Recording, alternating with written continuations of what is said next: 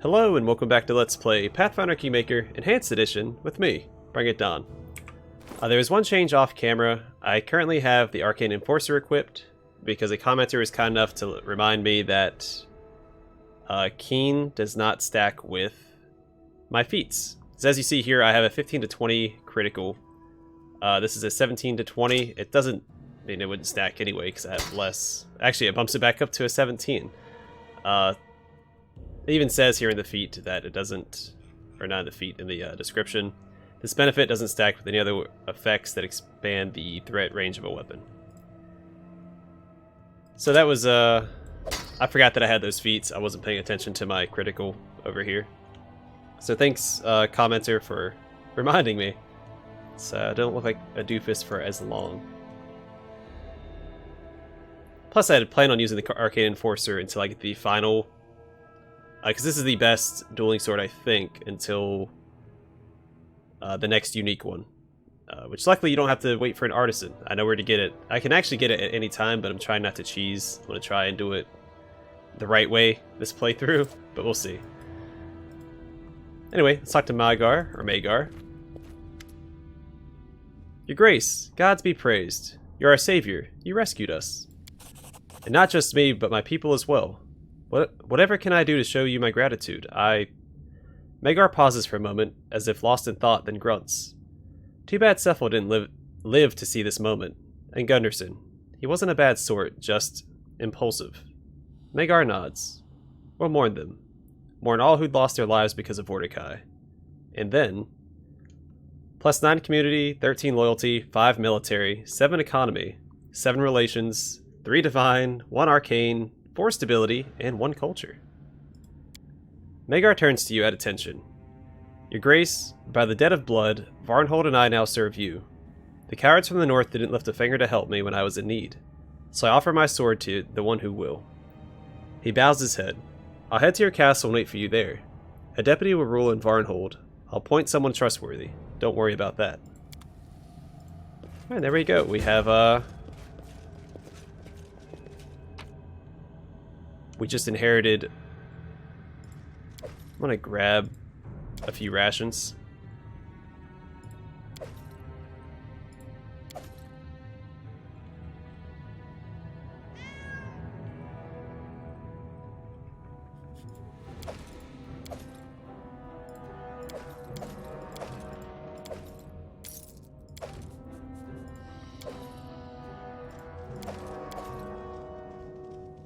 We can't come back here, so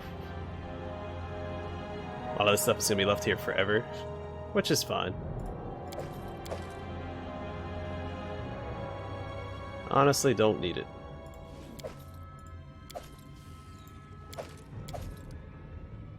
It's going to be slow going on the way back to the capital. Especially with only 4 companions. Ooh. But we're out of cleric now. And by the way, that's why I don't like Tristian.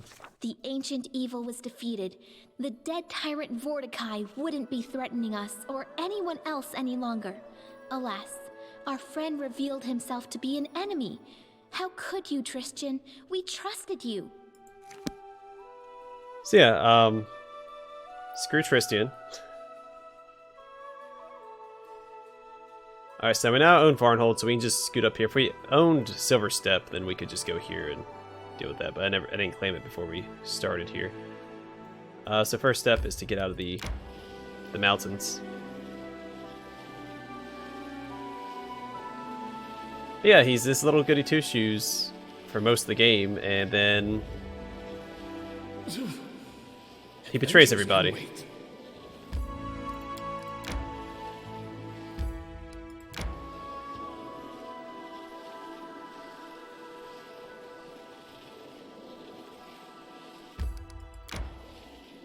Alright, we need to rest. That's why I have rations, so we can rest without having to hunt.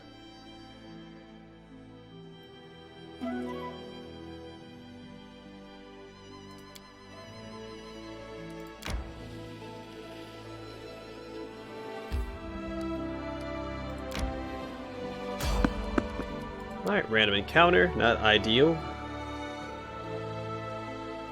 I did want to explore all these areas on the way back. Life ends here. Might not be a good idea with the limited companions that I currently have.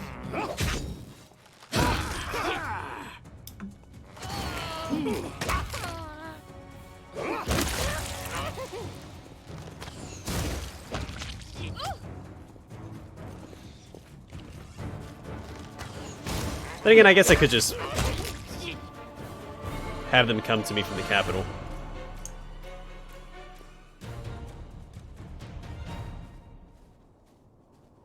I could have Reg come for the strength and like Ekondio. Well, Octavia would probably be better for the trickery.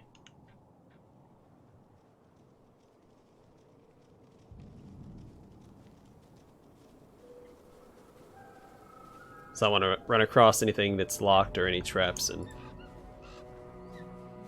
not be able to handle it.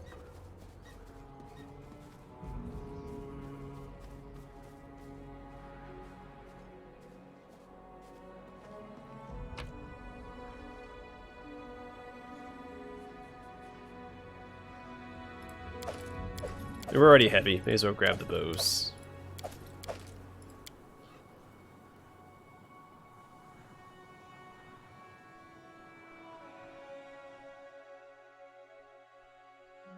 How does it take for companions to get to me? 6 days and 6 hours, okay. I guess because this isn't mapped, so they have to come through here.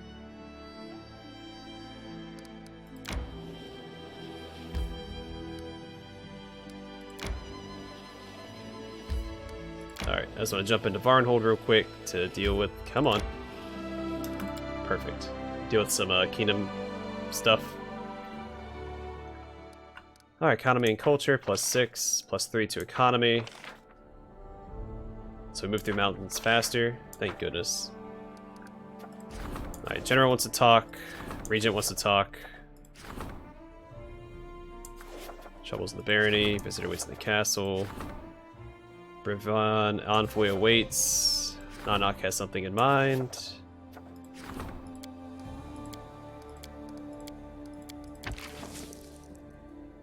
We're gonna put him on that. Harem has his quests. We're gonna put him on this.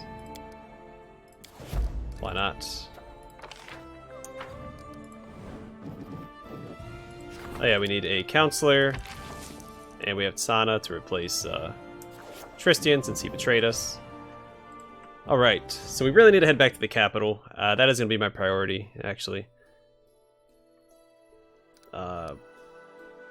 Does this take me to... Adventures can wait. Nope. Go back up. Need to go this way. We can skip through here.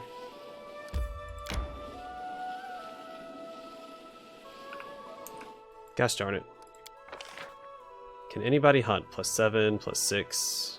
He's actually the best for it.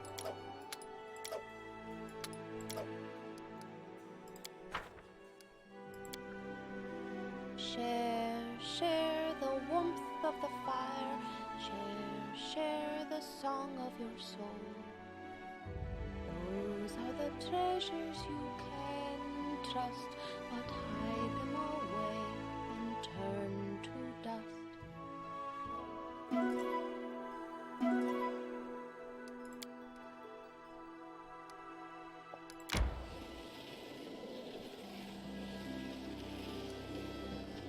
Alright, so from here, let's just click on this. 1 day, 12 hours. That's not too bad. Won't even be the next month by the time we're done. Adventures can wait. Might just push through. We have another Kingdom notification.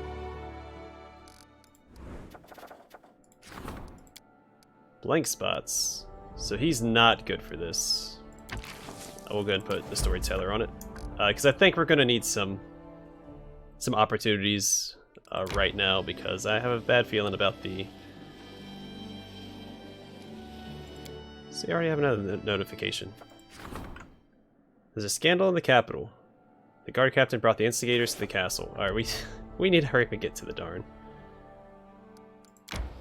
thing. I'm not gonna stop and rest.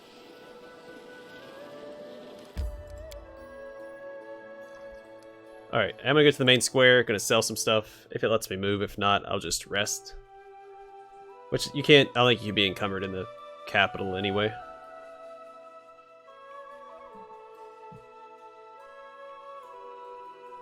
But yeah, from here on out, it's just be all throne room shenanigans.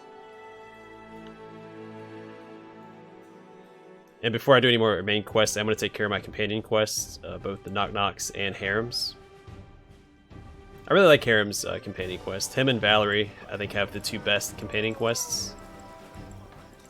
Knock Knocks are actually kind of lame. Also, speaking of, I have...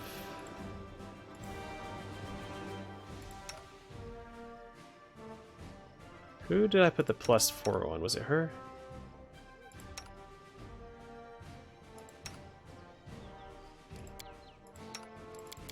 I have some level ups to take care of. It won't take very long.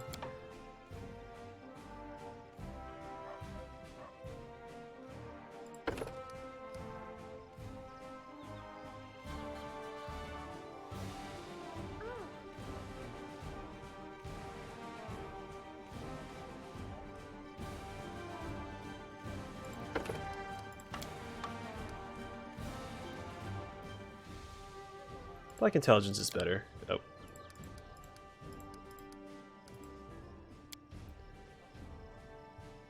Well, I'll grab restoration. Octavia. Arcane Trickster. Good dexterity.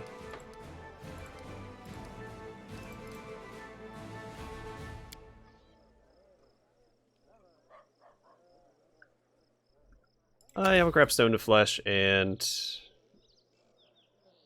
let's grab Tarpool.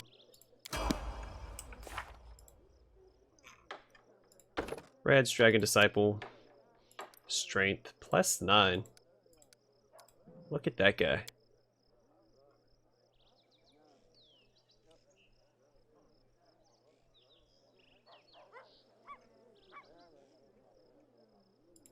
Yeah, sure, Color Spray. Does he have any more touch attacks?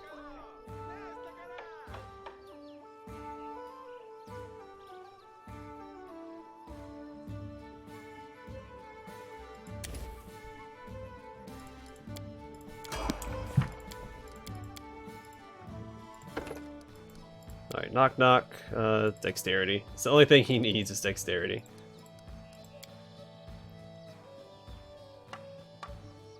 Give him a Familiar. I think a Centipede would be fitting. I might give him... You know what? Yeah, take a Cat Familiar.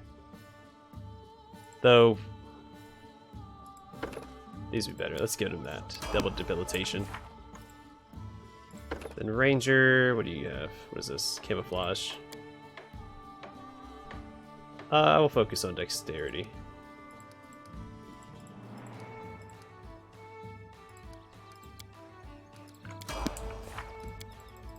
Then Valerie, last but not least, Stalwart Defender. Damage reduction.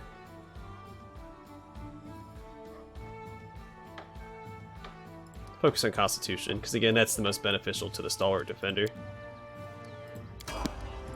Alright.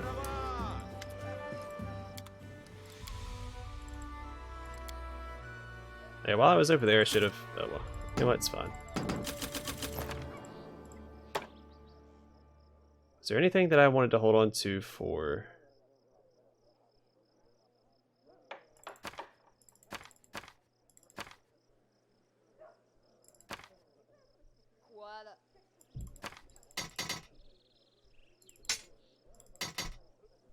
I don't think so. That's an S-Stock. Eternal Conduit, don't need that. No. Okay.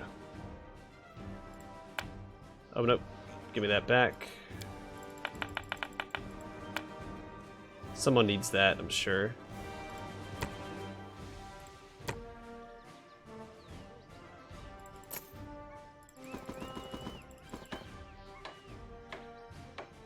There we go. That's what I want equipped on my character. I don't think Reg has a bite attack right now, so I'm just gonna go ahead and sell that.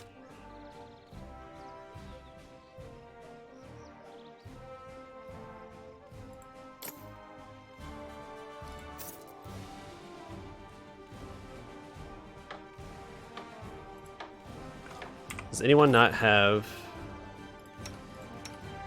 He doesn't. You can have that specifically, and then, let's see. I want this, and she can have the Shroud of Abaddon, because she has more constitution. Well, no, shoot. I want her to be able to trip. That's part of her build. Honestly, it's probably best on Valerie. I'm just going to give it to Valerie. There you go.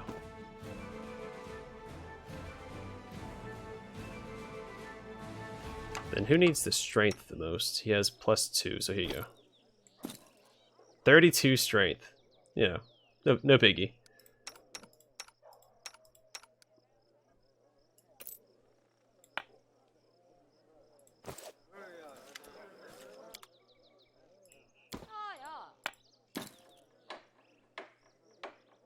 I was gonna sell that, it's not a big deal.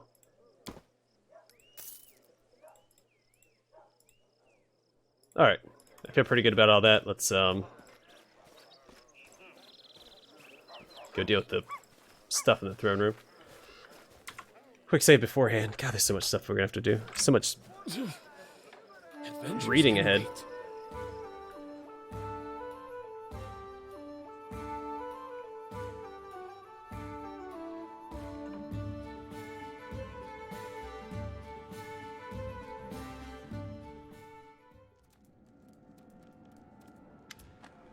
Alright. Your Grace, forgive my intrusion. We have a matter that demands your urgent attention. Right now, Animated Balavar, the bard from Batax, is singing in the middle of our main square, and her songs are seditious to say the least. Remind me, who's Animated again? She's among the most talented bards of Batax, but more importantly, she's one of King Iravetti's most favorite singers. Anything she sings almost certainly promotes his agenda. Now let's hurry to the square. Sorry, I think she's turning the people against me.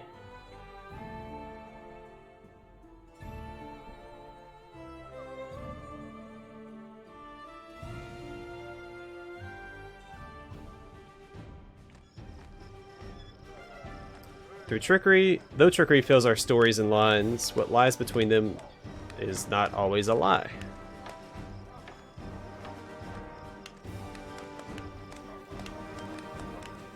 What about a love song, something to make our souls weep? More, give us more. I haven't laughed so hard in a long time.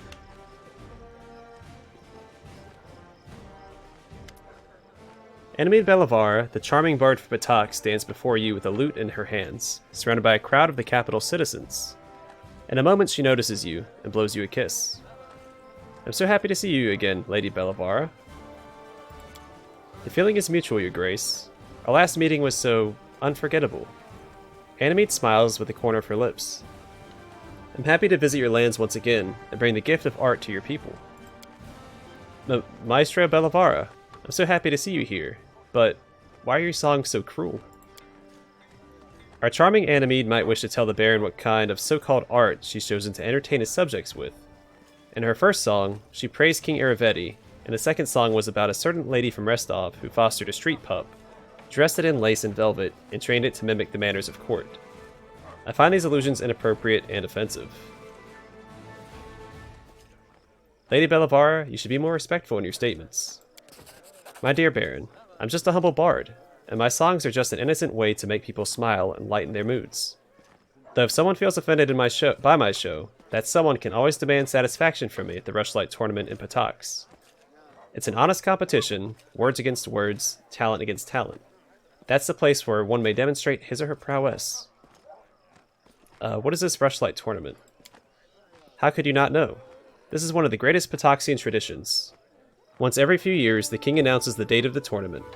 We greet guests from all around the River Kingdoms, on the banks of the Rushlight River. The whole day of the tournament is full of mirth and the spirit of competition. Everyone has a chance to prove themselves. Fighters, archers, singers, storytellers, and even fans of strong drinks. The drinking competition is an important part of the program. It would be my pleasure to visit this tournament. King Aravetti will be happy to hear this. See you in Patox then, Your Grace. The bard gives you a teasing glance from under her eyelashes, and then she bows and leaves. So everything's over already? And I just got here.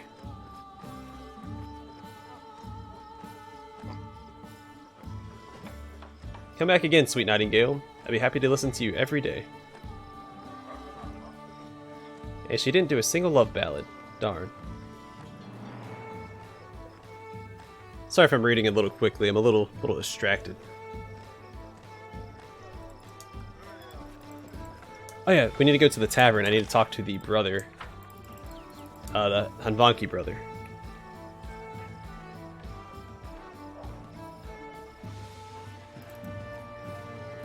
To find out what happened to his grandpappy.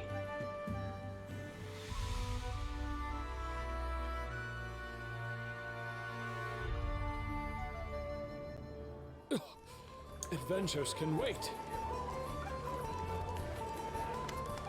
Did you manage to find anything? Take a look at this letter. It's related to your family. I found it on a dead body lying in an ancient Cyclops tomb. Edris grabs the letter and eagerly starts reading it line by line, faded though it is with time. A tomb of Cyclopes. Looks like you shed light on one of the secrets of our family. The bones you found were the remains of my great-grandfather, Mathian Hanvanki. Well, the picture is perfectly clear now. Oh, if only this ill-conceived letter had been lost to time. My poor brother hadn't found it and been infected with this deadly craving for adventure. Well, Your Grace, today I'll leave for Gwalton, the city in which, from this day on, you will have a loyal friend and ally. Well, farewell. Edris gives you a bow and leaves the room. Ring of improved proficiency. Oh, a bow, not a bow. I thought I was getting a bow as a reward. And a curse. +2 deflection bonus to AC and +1 confidence bonus on attack rolls with melee weapons.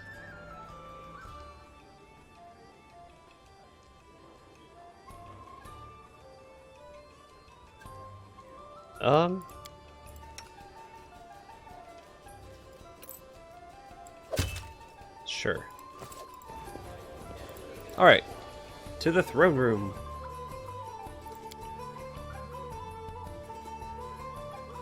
This episode would probably be a little long, because again, we have a lot of visitors in the throne room that we have to deal with.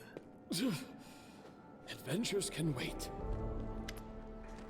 Your Grace, we need to head to Brevoy immediately.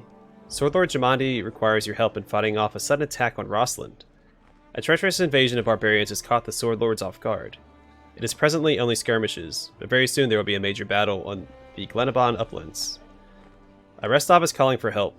I trust you won't turn your back on your old allies when they need your aid more than ever. There's one more thing. I'm afraid the bloom is back, Your Grace. Monsters have started appearing in the Barony again. Fortunately, they've been spotted only near Candlemere Lake. Of course, this is highly disturbing, but, my Baron, without immediate action on our part, the Swordlords may be defeated. What's going on at Candlemere? Not long ago, a bright flash was spotted on the center of the island. After that, monsters started to appear in the area, attacking fishermen and travelers. Someone should travel to the Candlemere and discover where these monsters are coming from, and why. What's happening in Brevoy? The Kellet Barbarians, Your Grace, the Tiger Lord's tribe. They sometimes serve as mercenaries in the River Kingdoms. Not long ago, a new chieftain rose among them, and inspired the tribe to conquer new lands. His name is Armag the Twiceborn, and it is said his tribe honor him as a living legend. Looks like Brevoy became his first target. Rossland, to be more specific. Which one should I do first? The war in Brevoy, of course. Lady Jamandi's request is pressing. The future of Rossland and Swordlords depend on you. Alright, I must return to my own concerns. Conceal bows his head before you. And one last thing, Your Grace. Now, in this darkest hour, I must hurry to help my countrymen. I'm heading to Rossland immediately to join the Swordlords. I hope we'll meet again, and in this world.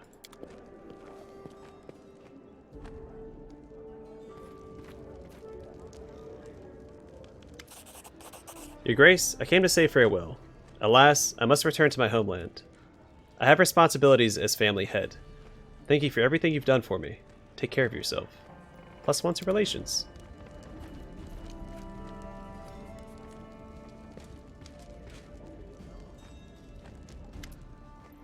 Valerie rubs her temple thoughtfully. The Barony requires a diplomat, Don Victus. Relationships with our neighbors require special attention. Appoint a new advisor to manage this aspect of your barony. But before you transfer these responsibilities to someone else, I would like to make one suggestion. No country can ignore the interests of its citizens who travel beyond its borders. Our most active trade relations and cultural exchanges are with Brevoy. I suggest we arrange with them to build a consulate in their capital. Then all your subjects who visit there can enjoy your support and protection. As I see it, it's a worthy investment. I like this idea. Let us build a consulate in Brevoy. Then I shall make the necessary arrangements. +5 to relations.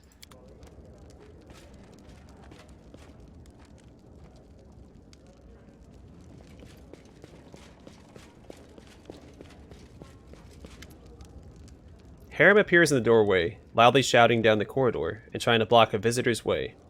However, they don't budge, and finally the priest is pushed backwards into the room, shouting all the while. Away! Go away, I'm telling you. The Baron isn't seeing anyone. He's busy, and isn't here.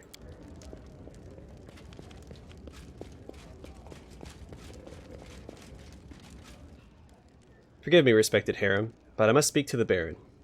A young dwarf limps into the room. She doesn't look well. Her face is bruised, her armor crumpled, and her arm is dressed with rags, brown from dried blood.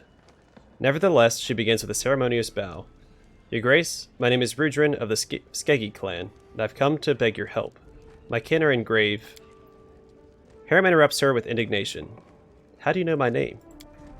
I was told of you by our leader, the revered Yarmold Torag's paladin. He is hoping to meet you in person. He has so many questions for you. A dwarf who rejected Torag, became a priest of Grodus, and now sits in an important position at the court of a baron. Such tales are rare. Harem's face is exploding with red and white spots. He furiously grabs his beard. Torag's paladin? He wants to talk to me. What impudence. What shameless, brazen. Although, Harem turns to you. You know, perhaps we should help them. I want to see this paladin with my own eyes, and the trap he walked his congregation into. So what's this trouble you've gotten yourself into? Many ages ago, our ancestors, together with the other clans, built a road here, and a chain of fortresses along it. Unfortunately, they were forced to leave these lands. But now that you've established order here, we decided to return, to rekindle our clan's legacy. We found the entrance to the Adamantine Shield Fortress, but when we tried to enter, Rudrin winces and touches her bandaged arm. When our ancestors left, they charmed the gate of the fortress and locked it with a key, which has long been kept safe by our clan as a relic. We brought it with us, but when we inserted it into the lock and turned, something incredible happened. The gate fell to ashes, and we saw that the lock was upon a chest of a huge golem, which attacked us immediately. Harem snorts. I'm sure the creator of this golem prayed devoutly to Torag while he made it, never thinking for a moment that this piece of iron might someday turn on his own. How dwarvish. We managed to hide up on a hill, but we backed ourselves into a trap. The golem just stood below, waiting for us to come down. 2 of us sacrificed their lives, distracting it to give me a chance to escape and find help. Please save them. You are our only hope. Alright, I'll help you. Thank you, Your Grace. The Skeggy clan owes you. Here's a map. It shows where to find the fortress. Harem fiddles with his beard pensively. I would ask you, if you go to help them, take me with you.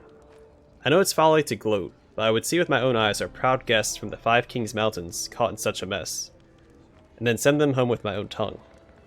I hope you will allow me this small pleasure. Your Grace, I must warn you, this is no ordinary golem. He's made of adamantine. He is almost impossible to destroy, even with magical weapons. But if you wear it out for long enough in battle, it will collapse for a while to restore its strength. At that moment, you'll need to pull the key from its chest. If I know anything about mechanics, that should switch it off. And if you don't, Harem's gloomy question hovers unanswered in the silence. That's a good point. Your Grace, Keston coughs politely. The Goblin, the one you found, has asked to see you. He claims you're in need of training. I think he is rather in need of a bath. Several. He helped us against the Goblin tribes. I think I should return the favor.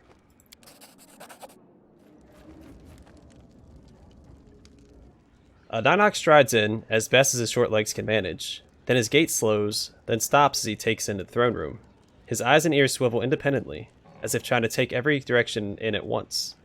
After scanning the area around him, he looks upward and squints, as if uncertain if there's a ceiling above him or not. He stands still, swaying slightly, eyes affixed on the ceiling. Others in the throne room are disdainfully silent. Some wrinkle their nose and take a step back. Some of the guards' hands fall on the hilt of their blades. Knock's head snaps down, then seeing you, he gives a sickle grin, his eyes gleaming. Sidekick? Almost didn't see among all Longshanks. He frowns at your throne, then cocks his head confused.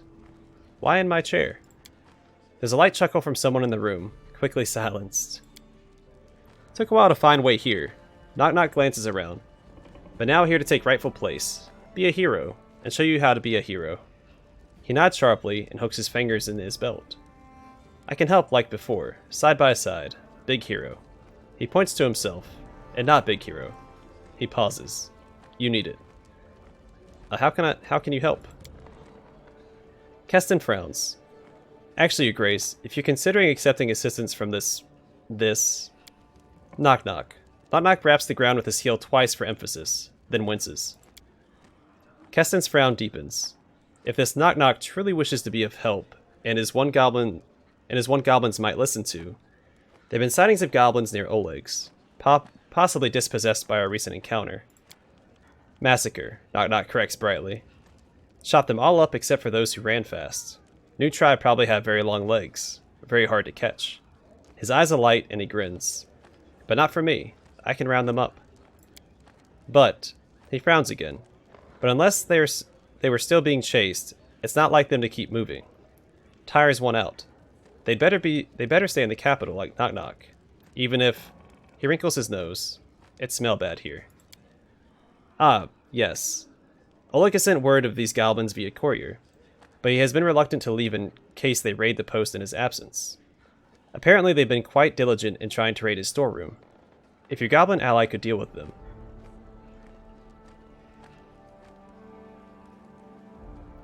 Very well. We'll travel to Oleg soon. Knock nods, then pauses as he sees you remaining seated. Do we go now? A hero grows on his own, and through his accomplishments. Knock nods, then pauses as he sees you remaining seated. Do we go now? Yes, let's resolve this quickly. Knock nods, standing proudly. He makes what might be a ragged salute, interrupted by him noticing something on his wrist, which he rubs away with a frown. As you command. As a hero, he rubs his wrist again, then grunts. We'll go. Lead to post, Knock follow. I like how he's being accompanied by Jod, or Jod. The captain's usually untroubled face is dark with rage. Your Grace, please forgive me for distracting you from important matters, but you're the only one who can talk some sense into these hotheads. They had an argument in the middle of the street, yelled so much your subjects called the guards. But what can they do about Lady Valerie? Plus, Eveld hasn't done anything illegal. It's not like I can put them in jail. Eveld? Is that the character next to you? Eveld the Silver-Tongued. A short, rugged man in a sophisticated garment bows ceremoniously. In my own person, Your Grace, Eveld the Silver-Tongued, who once served as court bard at the best houses of Brevoy, and has now traded in his golden cage for the free winds of travel. But I digress. This, so to speak, sweet lady insulted me, if you please, in front of my audience, halted my performance, and embarrassed me in front of the entire tavern. Would you please be so kind as to rein this lady in? Valerie is apparently trying to control herself, but telltale red spots flare on her face. I noticed that someone pinned a disgusting pasquinade next to the tavern entrance.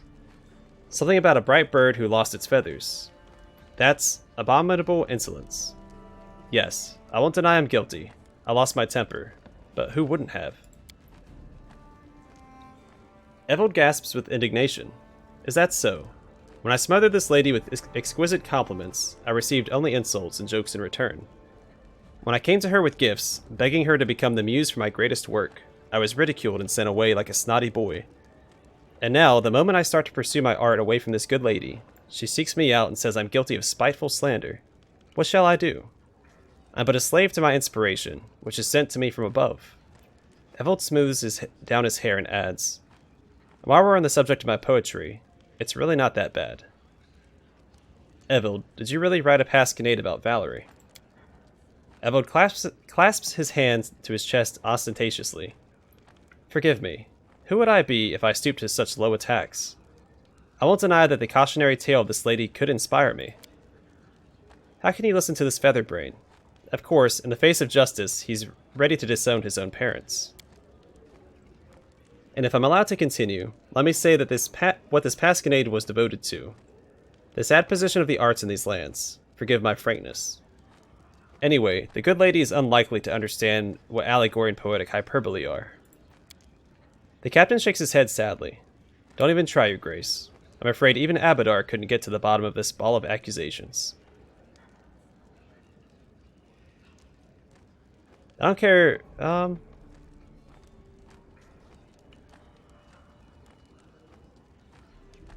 mean, Valerie did overreact. Yeah, Evold apologized to Valerie immediately. Evold opens his mouth but says nothing. Finally, he starts enunciating words, one by one.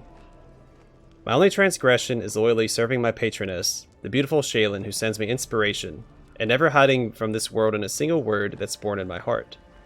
But since my honesty and openness are so offensive to this good lady, then so be it. I apologize for insulting you with all my heart. Valerie purses her lips. She seems to want to reply to Evold's monologue, but in the end she changes her mind and just nods. That's nice. You let some steam off and worked some things out. At least now I can let you go, hoping you won't scare our good people anymore. Your Grace, I'll go too, but please keep an eye on Valerie. I don't know what demon has gotten into her, but she's not herself lately. At first she just snapped, then she started getting into fights with everyone about stupid things. And now she's dragged this bard out of the tavern by his collar. I'm afraid it might come to real violence. What do you mean she hasn't been herself? She got defensive, which she is a tower shield specialist and a stalwart defender. I can't say a word to her. We've been careful around her since she... The captain runs a finger across his face meaningfully. I'm close to ordering my lads to keep an eye out for her in the streets, to make the common people's lives a little calmer. You think Valerie could hurt someone? Well, I wouldn't say that. The Valerie I used to know would never harm anyone without good reason. But the old Valerie seems to be gone, so I don't know what to expect from her. Thank you for bringing this to my attention. I'll try to help her. If I were you, I would talk to the storyteller. One of my lads saw Valerie arguing with him. I have no idea how anyone could have a fight with such a harmless elf, but she did. The captain bows, finishing the conversation. Alright, so now we have...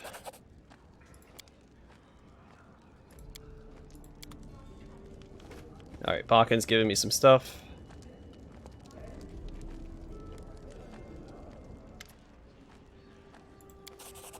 Half plate of hatred. Let him continue making what he wants.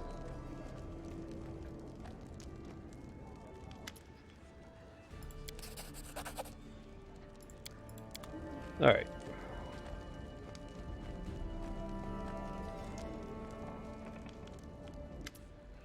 Okay, and here's a new artisan. She's from Varnhold. Before you is a boyish half-elf. Her tight-fitting leather outfit is full of patches, and a large, mean-looking blade rests on her hip. A tattoo adorns the woman's neck. On behalf of the simple folk of Varnhold, I greet you. My name is Turval. I am here to represent our community, to present you with a token of our loyalty, and to humbly beg your help. The half-elf hands a wrapped parcel to you. I personally vouch for its quality. I made it with my own hands, every stitch and cut. I hope you'll like it. Turval proudly hands over her gift and continues in a steady tone. We ask you to let Varnhold assemble a militia of her own. Many of the locals are eager to keep watch and defend their homes with weapons in hand. Especially so after the... well, you understand. Your Grace took care to send guards to Varnhold, and I am grateful for that. However, the townsfolk would sleep better knowing that you've let us take the protection of our children and elders into our own hands. I understand that this would require an investment from you, but we will not remain in your debt for long. There's a workshop where I can work leather. I'd be more than happy to make all manner of things for you. I used to make a living as a tanner back in Daggermark. All manner of leather things? The half-elf livens up. Oh yes, I'm a master leatherworker after all. Armor, boots, I make it all. I just can't find a proper place to practice my craft. If you help me with that, I can work for you. But only if you satisfy my request and help us organize a militia. Tell me more about your idea. I'll try to keep it short. I come from a long way from here. Daggermark, that is. We've never had too much in the way of law, but we always had order. It just wasn't the guard that looked after it. It was the local bandits. Every village, every quarter, they all had a gang of their own. They never touched anyone except other gangsters that came by. They were just like the guard, you see, even though no one ever gave them any authority. And if you don't have the authority, and you carry a blade, well then you're a bandit. You've sent your guard to Varnhold, but firstly, they're strangers here. Second, they're not your best people. Think about it. Who would ever want to get posted all the way down here? So that's why there's... That doesn't need to be there. So that's why there are so many guards there and so little order. As for us, we know the people we're dealing with. We can tell the real thug from the harmless drunk who likes to tie one on and wave his fists around. Who to watch because he's a dangerous fool, and who to watch because he's an eager fool. Long story short, we've got our ways. So that's why I'm asking for your permission and your help. We want to bring a few brave and quick-witted folks together and do everything by the book. Why don't you simply come and serve as my guards? The half-elf hesitates. You see, right now we're close to the people. If we put on a uniform, well, they'll accuse us of selling out to the authorities. And we wouldn't want that, would we? I like this idea. I'll see whether I can make it happen. Thank you, Your Grace. I hope to hear from you soon.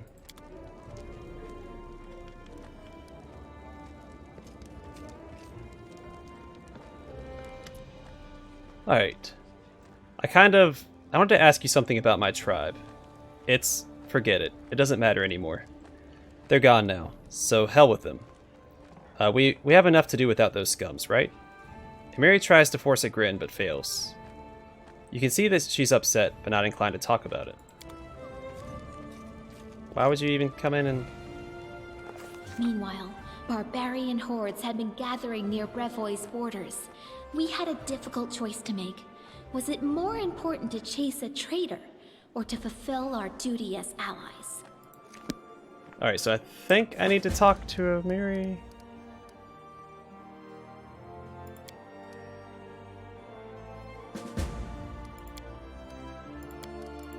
Oh, I guess I don't get to do her quests.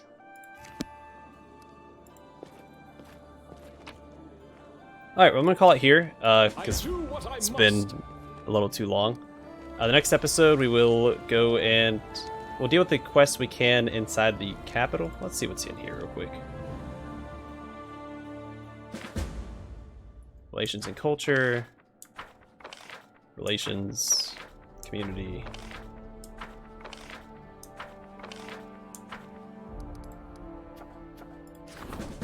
I can't do that.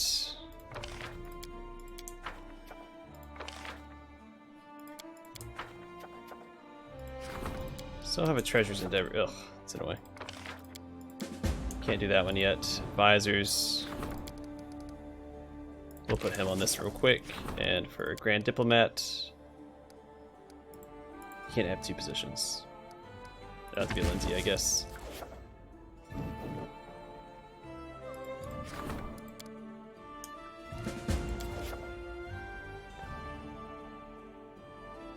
Alright, so I failed Pariah because we didn't... For some reason, her other quest bugged out when I killed Tuskgutter. So we won't be doing Amiri's companion quests. Why is he coming and talking to me? Alright. Reg has a strange look in his eyes, and his speech is confused. Ah well, how you doing, your chiefess D? You know, I've seen a miracle. Gorm himself honored one of my commanders with a gift. He turns pathetic weaklings to fierce spawn of the abyss, able to defeat anyone with their bare hands. You know how? Reg laughs out loudly. Potions, he says. He got his fighters drunk, and they're not what you call fighters. All he's got is weaklings in his squad.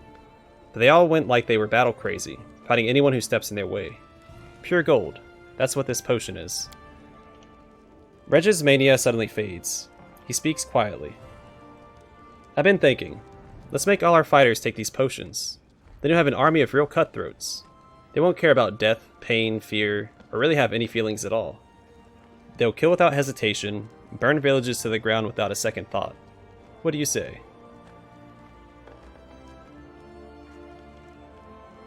Yeah, I'm gonna do the middle one. Provide my soldiers with weapons and ask them to kill. How they do it is their business. I won't make anyone drink, but I'm not prohibiting these potions either. Reg looks at you with respect. Protecting your reputation, eh? Very wise. We don't want the neighbors spreading rumors that you're doping your fighters. I'll take care of everything myself. You'll have nothing to do with it. You are a deep thinker, Don Vigdis. Alright, gonna call it here. Next episode, we will start digging into this stuff. We have to talk to a couple people like Maegar, the storyteller, and things like that. Anyway, thanks for watching. Hope to see you guys in the next episode.